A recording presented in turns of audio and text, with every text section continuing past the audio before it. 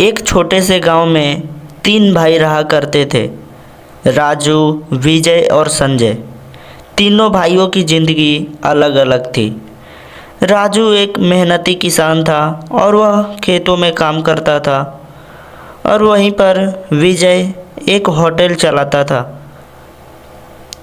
और संजय एक अमीर बिजनेसमैन था। तीनों भाइयों की बहुत ही अच्छी रिश्ते थे। राजू बड़ा भाई होने के कारण उसके ऊपर बहुत सारी जिम्मेदारियां थी, और वह सुबह से शाम तक खेतों में काम करता था। एक दिन राजू जंगल से जा रहा था और बोलता था, काश मैं भी एक अमीर इंसान होता तो मुझे खेतों में काम नहीं करना पड़ता। डेली खेतों में काम करना पड़ता है और शाम को घर जाना पड़ता है। इतना बोलते हुए वह घर की तरफ चला जाता है, और विजय अपने होटल पे रहता था, और वो भी सुबह जाता और शाम को घर आता था। इसी तरह दोनों भाइयों का जीवन चलता। और वहीं पर संजय अमीर बिजनेसमैन होने के कारण वह शहर में रहता था, और वह शहर में रहकर उसके पास बहुत पैसा हो गया था। लेकिन संजय ने ये भी समझा कि पैसा ही सब कुछ नहीं होता है। वह अपने भाइयों को मदद भी किया करता था।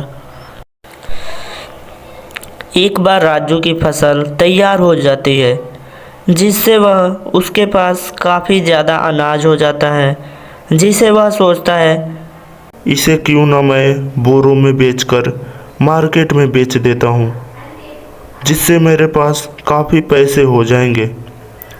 जब वह अनाज को बेचने के लिए जाता है तो उसका मझला भाई विजय आ जाता है और बोलता है, भैया, अगर आप इसको बाज़ार में बेच दोगे तो हम लोग क्या खाएंगे? हमारे पास वैसे में ज़्यादा अनाज भी खाने के लिए नहीं है। फिर राजू थोड़ी देर सोचता है और बोलता है, देखो विजय, इसमें तुम्हारा कोई हक नहीं है। मैंने इसे अपने मेहनत पर बनाया है, और मैंने बहुत ही दिनों तक मेहनत करने के बाद मुझे इतना फसल मिला है, तो तुम मुझे इसे बेचने दो ताकि मेरे पास कुछ पैसे हो जाए। और तुम तो अपना काम करते हो ना होटल पे, तो तुम वहाँ पे करो, मेरे कामों में तुम मत आया करो।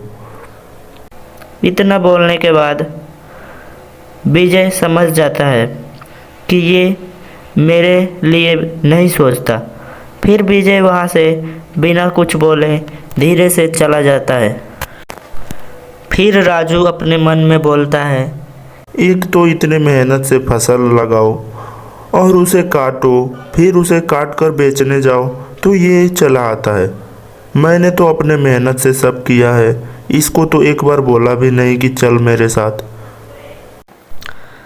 राजू किसान ईमानदार होने के कारण वह सोचता है, क्यों न यह सब बात मैं अपने छोटे भाई संजय को बताऊं, देखता हूं वो क्या बोलता है।